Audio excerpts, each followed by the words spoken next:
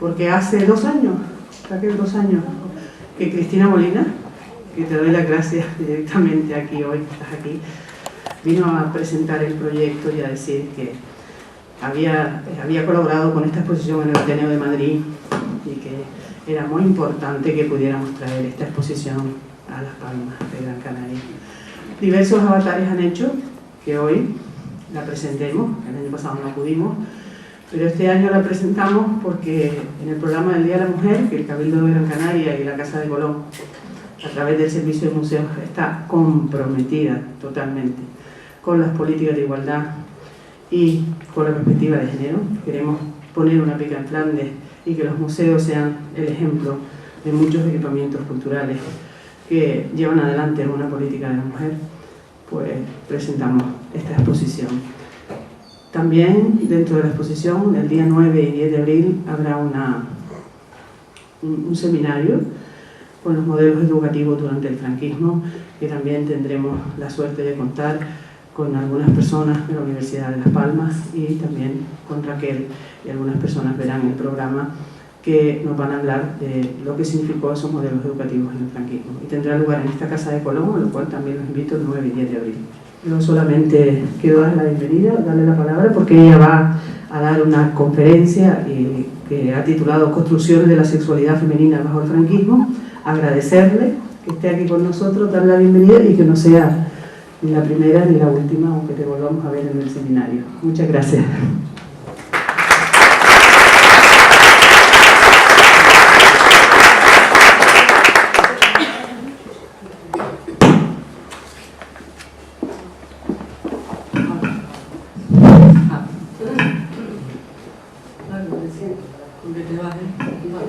Entonces dejarle a uno solo ante el peligro. Sí, ya se dicen todas. Buenas tardes a todas y a todos. Pues ante todo, muchísimas gracias por estar aquí, porque evidentemente si no hay público no hay ningún trabajo de este tipo que valga la pena. Y bueno, quería dar las gracias todas, en cualquier caso a la Casa de Colón y por ende al Cabildo, esto por haber pensado y haber querido que esta exposición estuviera aquí, y ya se ha mencionado, pero yo quiero volver a hacerlo, y a Cristina Molina, que hizo el primer contacto, hizo la mediación, que Cristina Molina Petit forma parte de este proyecto desde el principio, y también aquí lo veo en primera fila, al consejero, gracias por haber venido, que es un honor, y ampara, da un relieve a esta exposición que, bueno, digo que ha sido una bondad, yo creo que se la merece, pero bueno, eso es la pasión que decía Elena. En cualquier caso, esto viene de un proyecto de investigación. Yo trabajo en la UNED, esto es de un proyecto de investigación de I+D que se empezó hace ya bastantes años, sobre el tema de la sexualidad de las mujeres bajo el franquismo. ¿Y por qué se empezó un proyecto de este tipo? Porque bueno, yo trabajo sobre todo, yo soy socióloga, y trabajo sobre todo en los temas, en el cruce de sexualidad y género. Y lo que había visto era que había una omisión en los trabajos de la memoria histórica, en los trabajos de las historiadoras también, en los trabajos de los estudios de género, etcétera, sobre el tema de la sexualidad de las mujeres en este periodo. Y entonces me pareció que era un tema interesante y necesario de abordar. Así que, porque las memorias, deberíamos hablar de las memorias y de las vidas que en realidad representan las vidas de las mujeres, en este caso en el periodo franquista. Y lo que nos interesaba era sobre todo también, y fue una propuesta desde el principio en el proyecto, es lo de salir fuera de la universidad, no quedarnos ahí, que es nuestro ámbito de trabajo y es donde, digamos, un lugar por definición de producción del conocimiento, pero sí que tenemos la conciencia de que quedarse ahí en el mundo resulta un academicismo, me parece. Hay que salir, hay que transmitir, hay que difundir los resultados, y para eso hicimos diversas cuestiones. Claro, hicimos un gran seminario en el año 2010, pero en una colaboración entre la UNED y el Museo Reina Sofía. Eso fue parte de nuestra política de salir fuera.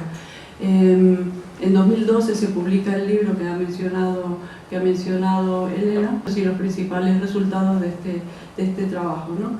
Y realmente, claro, tenemos que pensar por qué mujeres bajo sospecha. Hasta entonces el proyecto se llamaba Memoria y Sexualidad de las Mujeres bajo el franquismo. A partir de entonces le hemos dado este nombre. Y porque nos pareció que este título abarcaba un poco el tipo de espectro y de objetivos que queríamos conocer, que pensábamos estudiar, ¿no? Y básicamente porque lo que nos interesaba buscar era dónde había la sexualidad de las mujeres bajo el franquismo. Había un mandato oficial del franquismo de lo que podía y debía ser la sexualidad femenina, una sexualidad sumisa, dependiente de la familia, al servicio del patriarcado, de los hijos y de la patria en última instancia. Y entonces nosotros nos interesaba buscar qué más había pasado con la sexualidad de las mujeres. Realmente se podía decir, había otra sexualidad posible en el franquismo, y entonces, o en ese periodo, entonces eso es lo que nos propusimos buscar, y entonces pensamos que precisamente todo lo que no fuera, que trascendiera ese modelo que desde el régimen se propiciaba, iban a ser mujeres bajo sospecha o habían sido mujeres bajo sospecha. Entonces, esa era lo que nos proponíamos encontrar, ¿no? De ahí el nombre de este proyecto en su segunda fase, ¿no? Y realmente algunas ideas, digamos, fuertes nos apoyaron desde el principio. Pensamos que teníamos que tenerlas en cuenta desde el principio del proyecto, y era que siempre ante la represión suele haber resistencia. Y en este caso otras sexualidades tenían que ser posibles, y también que las mujeres no son siempre solo necesariamente víctimas, aún en las situaciones más difíciles de opresión, sino que en contextos muy duros también las mujeres pueden ser sujetos y son sujetas, ¿no? Entonces, si lo aplicamos al caso nuestro del periodo que estudiamos y la temática de estudio, realmente podemos pensar que en el franquismo no solo hubo represión, silencio, sometimiento, sino que en los intersticios, digamos, del sistema se colaron vidas posibles, se colaron vidas inadecuadas. Había estrategias que dieron resultados y que realmente la vida simplemente era posible, o otra vida era posible, ¿no? También una cosa tenemos que tener en cuenta, y es que cuando nos preguntamos dónde está la sexualidad de las mujeres en este periodo, por el tipo de tema, por el tiempo que ha pasado y por también cómo suele ser comportarse la sexualidad femenina y los discursos al respecto, nunca vamos a poder conocer toda la historia lineal de principio a fin de la sexualidad de las mujeres bajo el franquismo.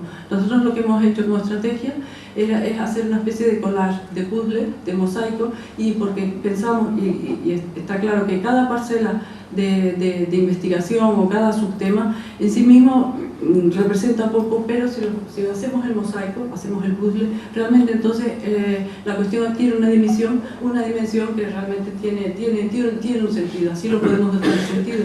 Y creo que nuestros resultados, digo el libro porque es el que antecede con más propiedad a esta exposición, y lo que podemos ver en la exposición, y ya, digamos lo que yo pueda contar en esta charla, pues creo que realmente creo que podremos ver que lo que vamos a narrar, la sexualidad de las mujeres bajo el franquismo, tiene algún sentido.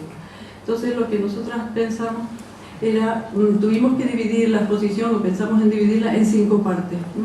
Que son estas que ven aquí. 5 partes que realmente están entrelazadas las unas con las otras, porque sin ninguna de estas partes podemos entender el conjunto del mosaico, ¿no? Entonces empezamos con las modernas, porque nos dimos cuenta que no podíamos entender a la mujer del franquismo si no conocíamos cómo habían sido las mujeres antes del franquismo, ¿no? Luego viene que necesitábamos tratar la represión de manera que sea dentro del franquismo, y hemos adoptado este título de Individuos de dudosa moral. Luego, ¿cuáles eran los medios que se habían de poner para lograr esa mujer que se pretendía por parte de la dictadura? Pues para ello hemos hablado de las monjas y la sección femenina, y las hemos englobado al nombre de las domesticadoras. ¿Quiénes eran las mujeres a quienes se destinaba este proyecto de educación del franquismo? Las decentes, eso es lo que el franquismo pretendía lograr de las mujeres, pero al final llegamos a la transición política y realmente pues aterrizamos en un lugar donde, por ejemplo, aparece los aires de libertad y el feminismo, pero aún así llegan las liberadas, pero entre interrogación, que creo que es más prudente en cualquier caso. Y si comenzamos con las modernas, desde el principio de siglo podemos ver que las mujeres empiezan a acceder a lo que hemos llamado la ciudadanía. Hubo un enorme esfuerzo en torno a la educación, al trabajo, al acceso de las mujeres al mundo del trabajo, a una situación más digna en la sociedad. Y realmente se empezaba a poder hablar de lo que después se ha denominado las modernas. ¿Qué significaban las modernas? Realmente las mujeres que se habían planteado de otra manera la vida o empezaban a pretenderlo. Y quiero citar a través de esta portada de blanco y negro, que creo que es muy bonita, muy expresiva, ¿no? Una mujer fumando, ¿no? Esto es del año 1932, una cita de la época que decía, de un crítico, un periodista que decía: ¿dónde vamos a parar? Señor, señor, el alarmista se alarma, el mundo se desquicia, la mujer viaja sola, fuma tabaco como el hombre, más que el hombre, se calza pantalones, vuela por los aires, pilota, bate el récord de natación como un verdadero marimacho. Ya la mujer no es mujer, ¿dónde vamos a parar? Dice, ¿pero qué es esto? Entonces, no sé si le suena de la mujer que no es mujer y cuál es la verdadera mujer, pero bueno. Entonces, aquí tenemos es la portada de un libro de Margarita Nelken, La mujer ante los poderes constituyentes.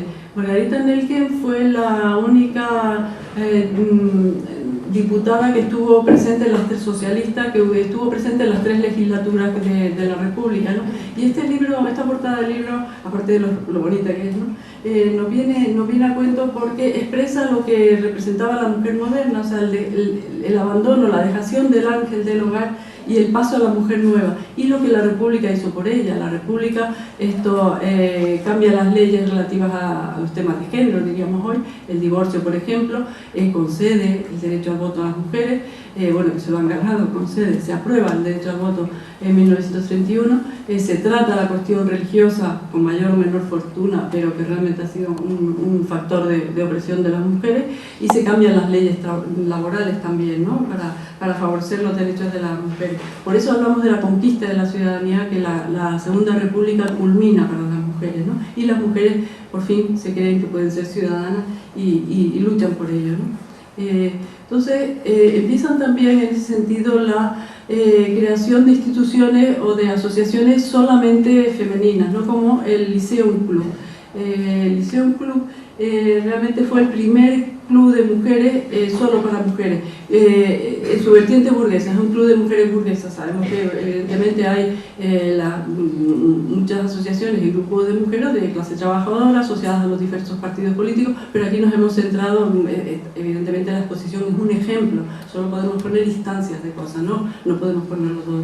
Pero entonces un ejemplo de dinamismo y de pujanza de las mujeres es, por ejemplo, el Liceo Club Femenino, que fue presidido por María de Maeztu. María de Maeztu a su vez era la presidenta de la residencia de señoritas, y al mismo tiempo, y todo esto era en el marco de la institución libre de enseñanza, que es un poco el espíritu que animaba a este tipo de asociaciones.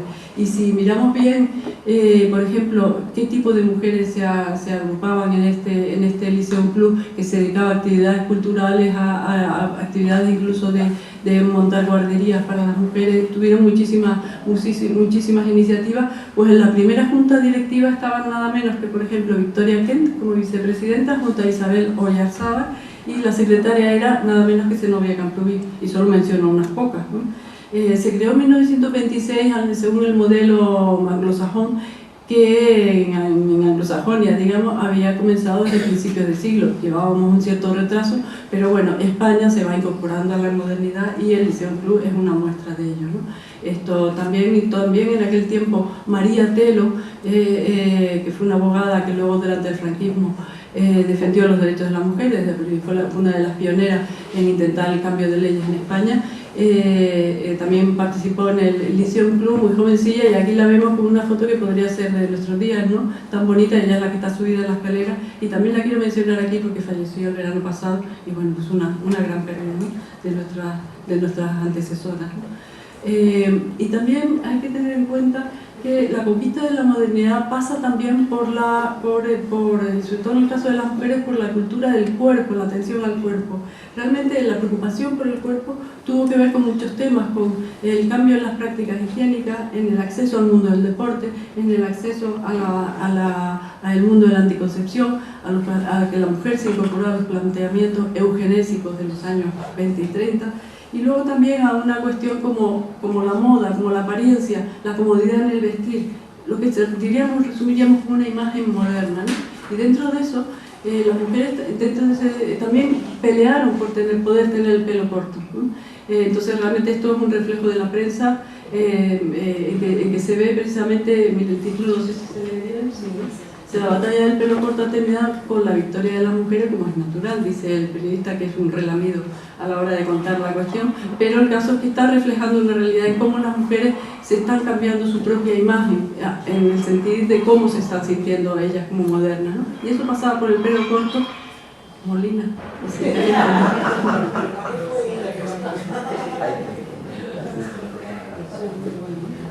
Y al mismo tiempo también lucharon también, por ejemplo, por lo que se dio en llamar el sombrerismo, por también poderse quitar el sombrero.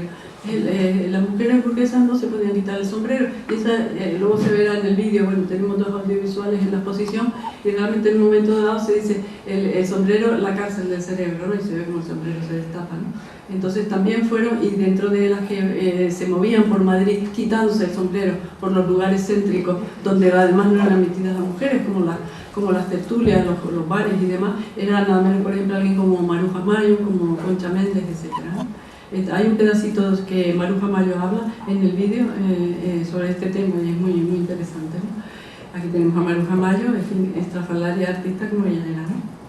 Y luego otras modernas son las milicianas. Las milicianas son las mujeres que se incorporan al principio de la guerra civil, cuando se hace un llamamiento para que el pueblo español, antes de que, cuando surge el golpe de Estado, se pueda incorporar a la lucha.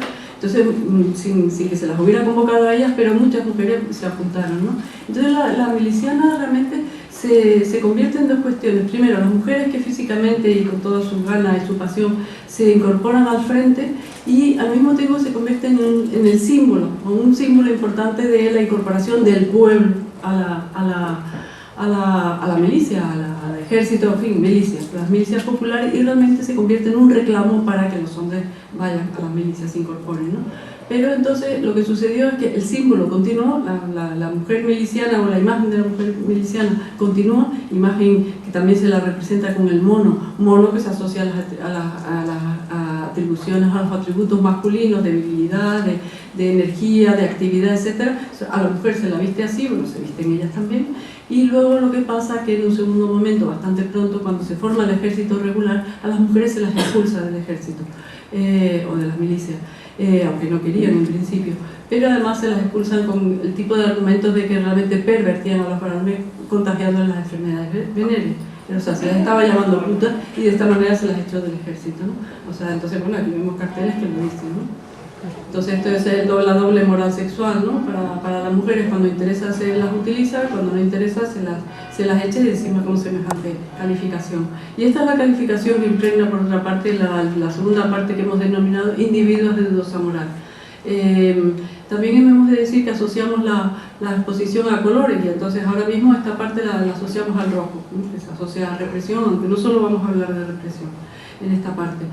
Este título está tomado de una de nuestras colaboradoras también, Pura Sánchez, que escribió un libro con este título maravilloso, ¿no?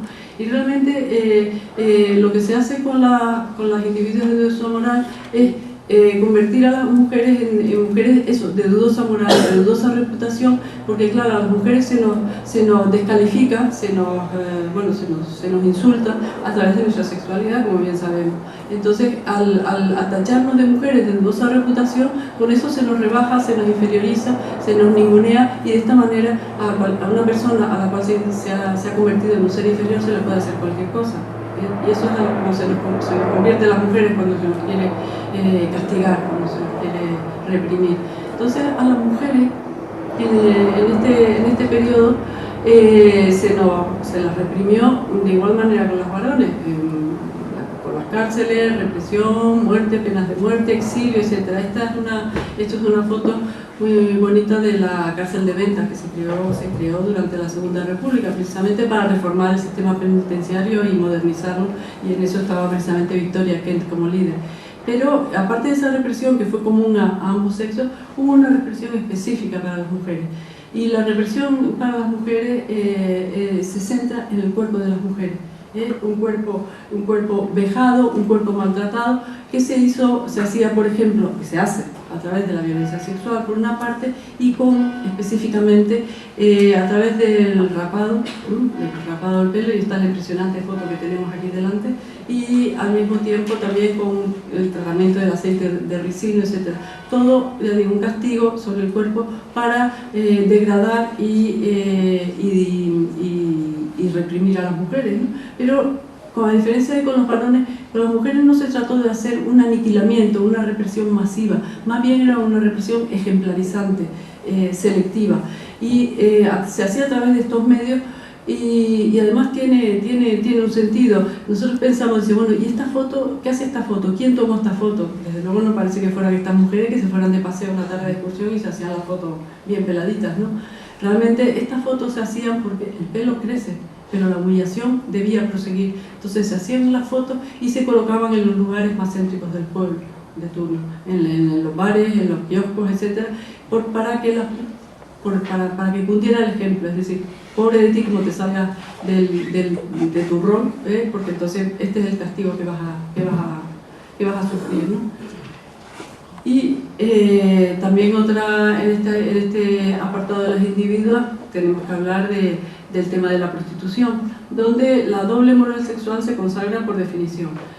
Por una parte hay una prostitución legal que se hace de burdel. O sea, la prostitución tuvo el doble carácter de ser una represión legal de burdel controlada por la policía, fichas policiales, controles sanitarios, para el solaz de los varones y de los vencedores, etc., ¿no? Pero por otra parte España era un país muerto de hambre y había muchas mujeres que pasaban mucha hambre porque, entre otras cosas, había las familias absolutamente desestructuradas, muchas mujeres cabezas de familia sin ningún tipo por supuesto, de soporte masculino al lado, y ellas eran pobres y encima vencidas. Entonces muchas mujeres de todo tipo, y muchas rojas, tuvieron que dedicarse a la prostitución. Entonces, pero esa prostitución que no pasaba por los burdeles, que no podía pasar por los burdeles, porque eran mujeres represaliadas, mujeres incluso escondidas, clandestinas, pues era una represión callejera clandestina. Entonces, contra esa sí que hubo una represión tremenda. Y aquí tenemos una fotografía de la prisión especial de Calzada de Oropesa. Y porque es más conocido, porque se ha difundido más y se ha estudiado más, las cárceles que, por ejemplo, se hicieron específicas para los homosexuales en el franquismo. No solo que estuvieran en las cárceles normales, en galerías especiales, famosa la de Carabanchel, pero sino que se hicieron prisiones, como por ejemplo la de Huelva, la de Badajoz, solo para pervertidos, como se decía entonces, pero no se conoce que también hubo prisiones especiales para mujeres caídas, entonces sobre todo prostitutas, y así. Y quien llevaba este tipo de instituciones era la Obra de Redención de Mujeres Caídas, que estaba en manos de diversas órdenes religiosas. Realmente el tratamiento era una catequización enorme, y realmente la explotación del trabajo femenino para el trabajo en distintas fábricas y centros que podían interesar. De hecho, no sé, creo que está recogido en la exposición. Por ejemplo, tratamos el tema de la muñeca Mariquita Pérez en su momento, y realmente parte de los vestiditos y de la parafernalia que usaba Mariquita Pérez estaba hecho en prisiones de mujeres. Y entonces, bueno, pues esta doble moral sexual coexistió en el franquismo hasta 1956, y que los aires europeos obligaron a que se suprimiera la prostitución legal, y entonces se abolieron lo que se llamaban las casas de tolerancia, y la prostitución pasó al limbo legal en que más o menos dura hasta nuestros días, ¿no? Otra parcela individuos de Dosa Mural queremos tratar las homosexuales, las lesbianas, digamos. Entonces, aquí queremos tratar un caso porque evidentemente este tipo de comportamientos, al igual que la prostitución, que lo había antes del franquismo, durante el franquismo, después del franquismo, la homosexualidad femenina, el franquismo evidentemente estaba antes, durante y después. Y queremos mencionar un caso muy especial que sucedió a principios de siglo, como antecedente de la situación que lo comentaremos, porque en 1901 tuvo lugar en Galicia la primera y única boda religiosa entre dos mujeres, que fueron el caso de Marcela y Elisa. Elisa y Marcela convertida en Mario. Y es que fueron dos mujeres que se enamoraron y fueron tan listas que fueron capaces de hacer todos los pasos administrativos y demás para lograr convencer a las autoridades de su pueblo, que eran un pueblo, no era una ciudad que uno se camufla mucho mejor, y al final el cura del pueblo las acabó casando. Y nosotros no hubiéramos sabido nada de este caso si no llega a ser porque al cabo de un tiempo se las descubrió y entonces se convirtió en un escándalo, como se pueden imaginar. Entonces la prensa, etcétera, los medios de la época, pero de todos lados, sacaron el caso. Incluso doña Emilia Pardo Bazán escribió sobre el tema, hubo novelas que se basaron en argumentos de la vida de estas mujeres. Pasaron a Portugal, en Portugal también hay una interesante literatura al respecto. Al final acabaron, se les pierde el rastro cuando salieron huyendo para Argentina y no tuvieron que pasar demasiadas penurias acá, ¿no? Pero realmente fue un caso, ya digo, interesantísimo y un caso que seguramente no se anuló nunca, o sea que un matrimonio religioso entre dos mujeres que nunca se anuló, así que tiene muchas peculiaridades. Y miren, por ejemplo, una caricatura de la época, ¿no?, sobre estas dos mujeres bueno, eso que eran Mario y Elisa, ¿no? ¿Estos que son los aviones o qué son? O sea que estamos en hora punta. Bueno, y sin embargo, ya si nos retraemos o ya entramos en el periodo franquista, incorporamos a nuestra investigación, esta investigación anterior no la hemos hecho nosotros, simplemente que para el mosaico que decimos vamos incorporando parcelas para construir el discurso, ¿no? Lo que sí tenemos bajo el franquismo fue una investigación que incorporamos a nuestro proyecto sobre un grupo de mujeres lesbianas que pudieron vivir su sexualidad de forma gozosa en los años 40 y 50 de la Barcelona de aquella época, ¿no? Entonces, realmente fue un grupo de mujeres muy interesante porque no fue una que nos cuenta su testimonio, su vida particular, sino que fueron un grupito. De hecho, hay más entrevistas a más mujeres. Nosotros, para estos proyectos, solo hemos incorporado a una, es lo que hemos logrado, digamos, que es Luisa, que es la que sale con la gafa en la fotografía de la derecha, y realmente era un grupo de mujeres que eran por un lado mujeres de clase trabajadora y por otra mujeres del cabaret, de la farándula, y entonces confluían en la zona del paralelo, ¿no? En Barcelona, que es la zona más bohemia, llena de bares, de teatros, de cafeterías. Entonces las unas salían de su trabajo del día y acababan por la tarde tomando café allí, y las otras, las cabareteras, empezaban su noche, su tarde, también tomando café, y confluían en ese lugar, ¿no? Y así tenían unos espacios de libertad. Y inventaron incluso una jerga. Ellas se llamaban a sí mismas libreras, y las jovencitas que conocía y con las que pretendían ligar y demás eran tebeos. Y en vez de, igual que posteriormente se habló entre sí las lesbianas para hablar de, como jerga, decir, entiende, eres una entendida, para que cuando no se pueden usar las palabras directas se usan jerga. Y entonces ellas hablaban de asunto. ¿Eres asunto? Ah, pues yo también soy asunto, etc. Entonces realmente fueron unas resistentes, lograron engañar al franquismo por todos lados y lograron tener su vida como tal. Uno de los lugares principales de expansión eran las acampadas. Campín por libre, claro está, y aquí las vemos precisamente en una amanecida de acampada, pues dos parejas que acaban de pasar la noche en una tienda de campaña.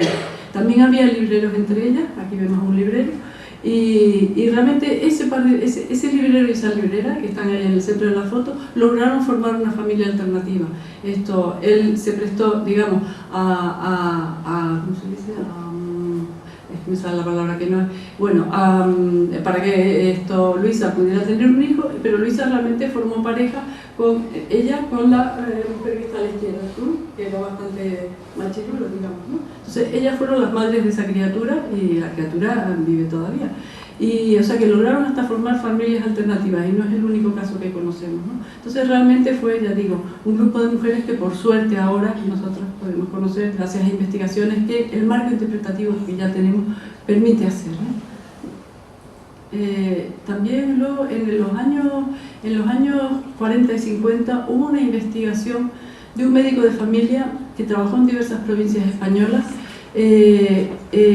pero que fue en los años 40 y 50, pero que él se formó durante la Segunda República, o sea, él era moderno y en temas de sexualidad también, un discípulo de Marañón, pero además un señor que lo que pensaba era que la sexualidad era un elemento positivo en la vida de las personas y por supuesto que también de las mujeres.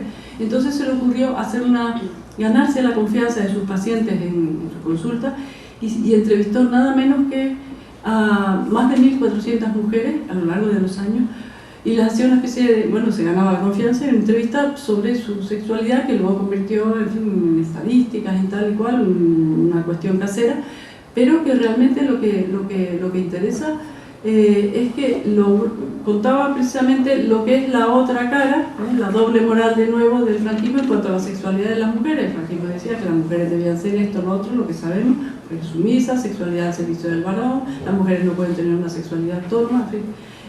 Y sin embargo lo que las mujeres les decían respondía a muy otra realidad. Entonces no lo podemos contar aquí. Bueno, el pobre Serrano Vicens no pudo publicar hasta principios de los años 70 y en una publicación médica que no tenía ninguna publicidad más allá de sí misma. Fue publicado entonces en 1972 en Ruedo Ibérico, que ya saben que era la editorial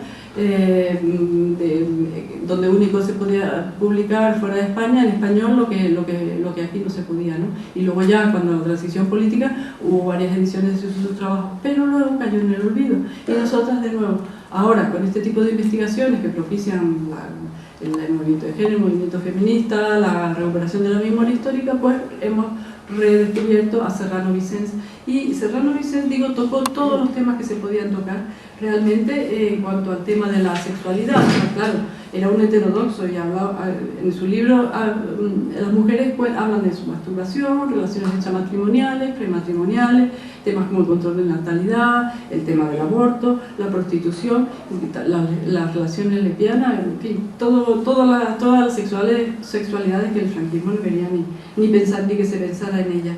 Y en particular, por poner el ejemplo más claro de la experiencia lésbica, los resultados que él dedujo fue que hasta un 35% del total de mujeres entrevistadas había tenido, decían las mujeres, alguna experiencia homosexual. Para un 20% fue una experiencia única y el 80% restante repitió, según le declararon las mujeres, ¿no? Entonces, bueno, nos parece interesante porque son las formas indirectas que vamos pudiendo conocer qué podía pasar con las sexualidades no normativas, sobre todo durante el franquismo, ¿no?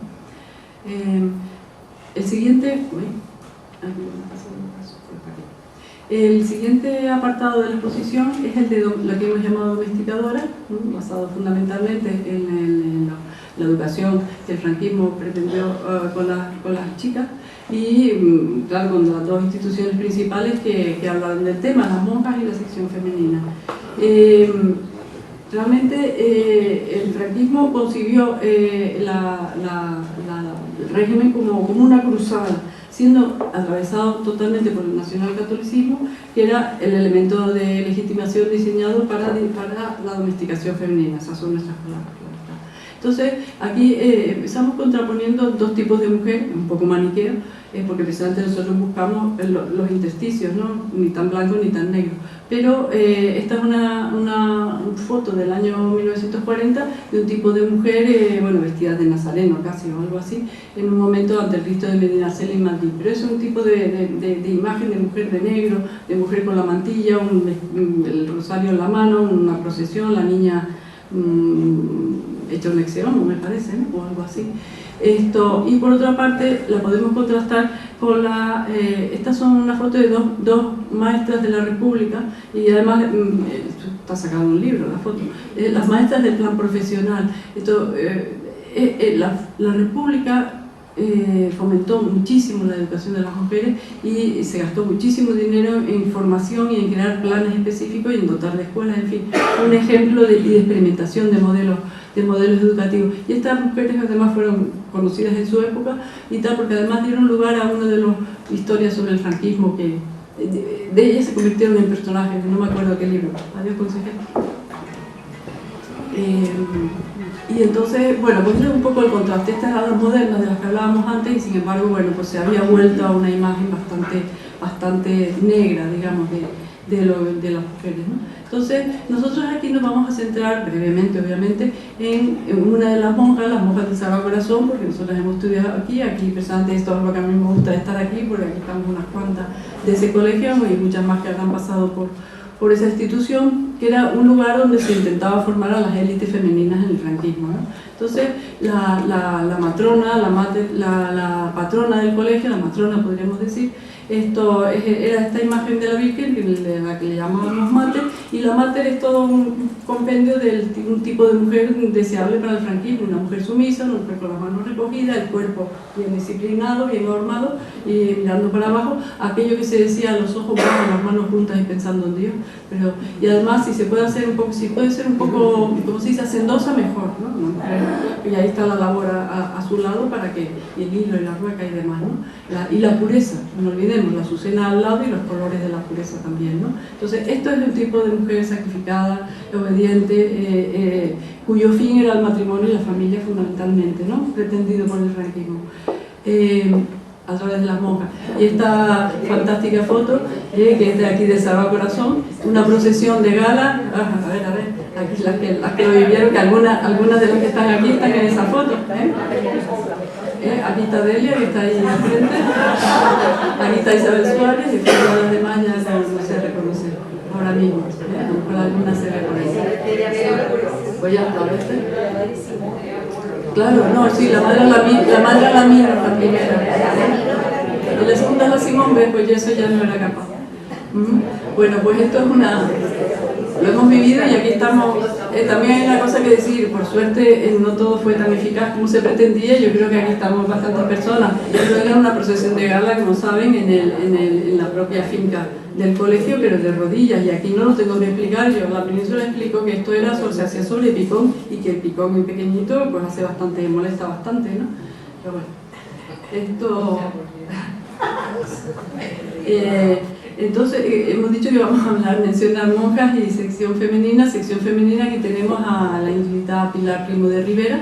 Entonces, también la sección femenina buscaba un tipo de mujer obediente, sumisa, una mujer que siguiera los dictados del varón, etc. Pero realmente era una mujer, claro, tenía la especificidad de una parte mucho más activa con el cuerpo, a la gimnasia, al deporte, y la mensana incorpore sano, en el sentido resultaba mucho más atractiva que la enseñanza típica de las monjas, ¿no? Lo que pasa es que nosotros hemos resaltado una paradoja que encierra claramente la sección femenina. Esta es la estética de los mandos de la sección femenina y no es precisamente un modelo de feminidad, como bien podemos ver. Y entonces, sin embargo, el ideal de feminidad que ellas pretendían era una mujer, sí, que tenía que ser femenina y tal. Otra cosa es que fuera una mujer activa, etc. Y ya digo que por eso se hacía más atractiva, pero realmente el modelo es la contradicción, ¿no? Las mujeres que ellas pretendían ser, pero las mujeres que ellas no eran, porque ellas eran unas mujeres relativamente independientes, unas mujeres que viajaban, unas mujeres que precisamente estaba prohibido estar casado o tener un varón mientras tú formaras parte de la sección femenina. Entonces, ¿qué ideal de feminidad es este? El que dice el nacionalcatolicismo. Entonces son las curiosas contradicciones del régimen, ¿no? Aquí vemos la revista I de Isabel la Católica, que se ve mujeres de todas maneras activas, mujeres una enfermera, mujeres lo que sea, ¿no? Cargando no sé qué, en fin. O sea que sí que pretendían mujeres activas por un lado, pero hasta un punto, ¿no?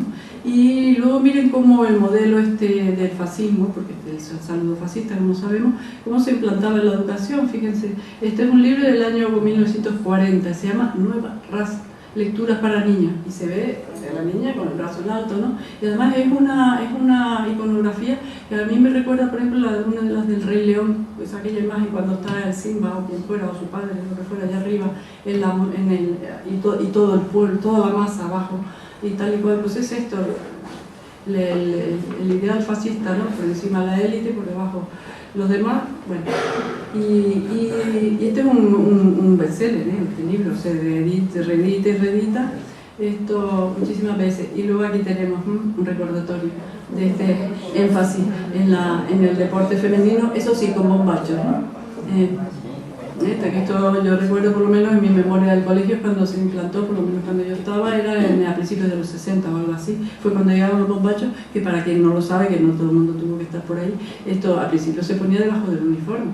O sea que aquella, imagínense todo el uniforme que tenía como 8 o 10 piezas de vestido. En la otra exposición que teníamos el uniforme recreado físicamente, impresionaba mucho, pero aquí no podemos. Pero imagínense lo que era donde nos cambiábamos, aquella humanidad con toda aquella ropa y además los bombachos. Bueno, imagínense a su casa, ¿no? Bueno, entonces, las decentes es la penúltima parte de la exposición, y decentes porque realmente este era el tipo de mujer que pretendía lograr el franquismo. Él no quería solo vencer, sino convencer. Entonces, sabemos que todos los medios educativos acabamos de ver y el discurso en general de todo tipo estaba orientado para lograr una mujer decente. Lo que pasa que encima nosotros hemos querido buscar precisamente lo que no se correspondía con ese esquema, porque ese esquema es el que nos han vendido como lo único que había. Entonces, buscando, pues nosotros hemos encontrado pues chicas raras por el camino, ¿no? Y también otro apartado hemos analizado, el que llamamos fisura en la cultura popular. ¿Qué chicas raras tenemos aquí? Por ejemplo, Elena Fortún. Elena Fortún, como bien saben, es la autora del libro infantil más leído de todos los tiempos en España, los libros de Celia, que creó ese y muchos otros personajes. Y Elena Fortún fue una mujer como muchas de las modernas, todas, ¿no? Que no pudo tener una educación como Dios manda, como lo que sus capacidades hubieran permitido, y que siempre estuvo con complejos por eso, pero sin embargo tenía unas tremendas dotes para la escritura y empezó a escribir, y además tenía que ganar la vida. Estaba casada con un escritor y demás, y resulta que precisamente fueron una pareja que tuvieron muchos problemas porque él sí había recibido todos los medios y había tenido los medios y aspiraba a ser escritor y lo era, pero resulta que quien brilló realmente, que era mejor entre los dos, era ella. Quien ganaba, quien era realmente la sostenedora de la casa, era ella. Y entonces realmente eso creó muchos conflictos de pareja. Por lo tanto, fue una mujer avanzada en su época que hacía lo que no le tocaba hacer porque no se podía soportar que ella estuviera por delante del marido. Un matrimonio muy conflictivo, pero además, si se fijan, Elena Fortún está en esta foto con una corbata. Elena Fortún tuvo además una vida alternativa, una vida sexual alternativa, tuvo, no sé si pareja o parejas, desde luego estuvo con una pareja femenina durante muchos años, que ahora mismo se acaba de publicar un libro por dos autoras, Núria Capdevila y María Jesús Braga, en que relatan precisamente la correspondencia y los trabajos en paralelo de estas dos mujeres amantes. Ella se exilió y luego volvió a España. En fin, pero esta es una chica rara, evidentemente, a los ojos del franquismo. Y otro caso, mira, este es un muy bonito dibujo, ¿no? Porque los originales libros de Celia en el mundo, una mujer que se expande, ¿no? Eso era parte de lo que ella preconizaba. Y otra chica rara que hemos incluido es, por ejemplo, Carmela Foré, una mujer impresionante que a los 20 y poquísimos años, saliendo de la nada, nadie la conocía, y saca una novela impresionante que gana la primera edición del Premio Nadal en 1944, y lo que narra allí es una Barcelona destruida, desesperanzada, conflictiva, una familia llena de problemas, precisamente de resultas de la guerra civil, nada, todo lo contrario, ese triunfalismo que nos querían vencer, aquello del imperio hacia Dios y demás, ¿no? Entonces, bueno, pues esto podía existir en el franquismo y muchas otras, ¿no? Y entonces también hemos querido mencionar alguna pincelada de que también lo mismo, la cultura, todo el cine, los medios de comunicación, la prensa, los medios artísticos, todo está enfocado en lo mismo, ese tipo de personas y de mujeres, pues eso, obedientes, sumisas, en una España rancia y de miseria, al fin y al cabo. Pero realmente si miramos, también descubrimos que no todo era así, porque las fantasías también se proyectan de una manera determinada, y aquí tenemos en los años 50, aquí se permite inexplicablemente, nada menos que a Gilda, ¿no? De hecho, digo Madrid porque cuando se cita así, pues eso, las colas creo que en la Gran Vía eran impresionantes, ¿no? O sea, todo el mundo quería ver Gilda y fue como un hito, ¿no? En el modelo de mujer, precisamente no era franquistas, pero bueno, nosotros nos tenemos que referir a las extranjeras. Aquí tenemos a nuestra Sara Montiel, por ejemplo, aquí la tenemos en La Violetera, una mujer sensual donde las hay. Allí en el vídeo hemos puesto algunas imágenes y la canción Fumando Espero, que fue prohibida precisamente, o su letra fue prohibida en el franquismo, ¿no? Entonces también se usaban mujeres fuertes, ¿no?, para representar a veces a las mujeres dentro. Entonces lo que nosotros pretendemos buscar es que donde muchas mujeres podían buscar sus modelos, estas eran mujeres donde podían encontrar sus modelos, porque no olvidemos otra cosa, pues antes Elena Fortún y Carmen Laforet menos porque era más joven entonces, pero eran mujeres, y pasó con muchas, que se formaron como modernas, y luego las que se quedaron aquí, que sobrevivieron y se tuvieron o se quedaron aquí, claro, eran unas modernas que de pronto se encontraron con esa situación tan diferente y tan contraria a los derechos y a las posibilidades de las mujeres como protagonistas de su vida. Entonces esas mujeres tenían una formación determinada y tuvieron que adaptarse y sobrevivir como pudieron, ¿no? Y ellas fueron dos ejemplos al fin y al cabo, y luego había otros modelos de mujeres, ya digo, interesantes y potentes, ¿no? Aquí tenemos hasta Agustina de Aragón, por lo menos modelo de mujer fuerte, ¿no? Luego tiene doble cara, por supuesto, ¿no? Pero no eran mujeres cualquiera, ¿no? Incluso las que el franquismo tenía que mencionar. Y acabamos en esta parte con Conchita Piquer, no era precisamente una decente, ¿no? Conchita Piquer, ¿no? Y realmente se cuenta la anécdota de ella, de que la canción Ojos Verdes, en la que se dice apoyada en el quicio de la mancebía, si ella cantaba eso y estaba el censor, le multaban. Entonces había que cantarla diciendo apoyada en la esquina de la esto lo tengo por aquí, a lo mejor ustedes se lo saben, pero tenía que hacer un eufemismo, apoyada en el quicio de la puerta un día. Y realmente lo que se dice es que Concha Piquer, cuando le salía de las narices, cantaba de la otra manera, aunque le multaran, ¿no? O sea que, bueno, es una anécdota, pero que refleja el personaje, ¿no? Y bueno, acabamos nuestro discurso, digamos, con el tema de las liberadas, que ya llegamos a la transición política, pero entre interrogaciones, obviamente. Entonces, realmente hemos tratado sobre todo dos temas. El tema, por una parte, del destape, que lo hemos denominado así, la noción machista de libertad sexual, y digamos, ya las voces del feminismo, en este caso, con un ejemplo de la revista Vindicación Feminista. ¿Qué pasa? Claro, lo que había en esa época era, lógicamente, una ansia tremenda de libertad sexual por parte de los españoles, a secas. Y todos no, pero muchos recordamos las idas. Quien quería ver algo de cine, leer libros, tenía que comprar libros prohibidos. Lo que hemos mencionado antes de Ruedo Ibérico era parte de esos libros prohibidos, tenían que verse películas, etcétera, afuera. Y realmente en el año 1976 sucede algo muy importante, y es que se suprime la censura. Entonces la Codorniz, con su mente satírica fantástica, miren qué número saca, ¿no? Impresionante, ¿no? O sea, lo que emerge de España, ¿no? Y realmente era un momento en que dos tabúes se pusieron en marcha, y a veces en consonancia, y es sexo y política. Miren, por ejemplo, y una conjunción de eso, esta aberración de películas, ¿no? El cartel y tal, aberraciones sexuales de un diputado, año 1981, incluso es bastante tardía, pero bueno, era el momento de la eclosión política y además del sexo, y entonces pues se les ocurrió hacer semejante barbaridad, ¿no? Son pinceladas y ejemplos de toda una época, ¿no? Y realmente lo que hicimos, claro, era un momento en que con ese ansia de libertad sexual, pero claro, ¿quién podía hacer cine? ¿Quién controlaba los medios? Eran un medio controlado por varones, fundamentalmente, y de corte machista. Eso discurría sin freno, ¿no? Todos recordamos la procacidad, ¿no?, de las películas de la época y eso.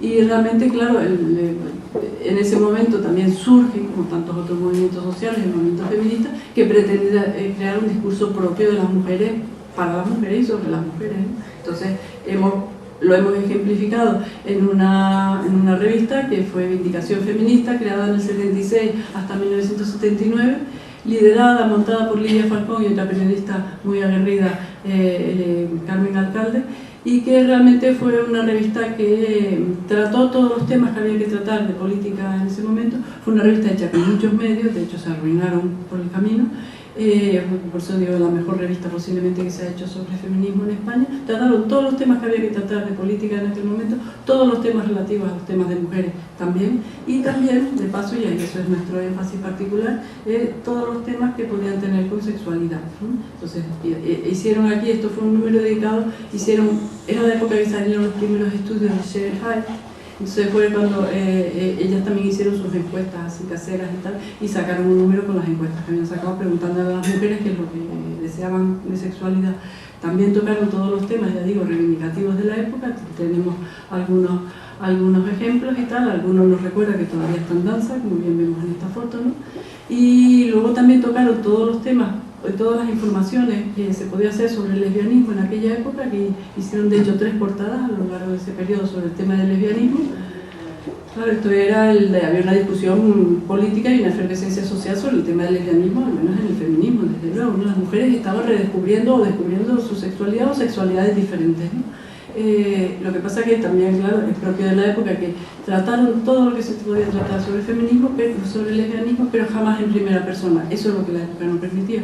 Y eso que, según lo hemos sabido, se conoce a lo mejor la mitad de la redacción de Vindicación eran lesbianos, estaban experimentando con la sexualidad entre mujeres, pero jamás, ninguna pudo hablar en primera persona, ¿no? Las limitaciones de la época y los ánsios, pero el camino estaba empezando a trazarse, ¿no?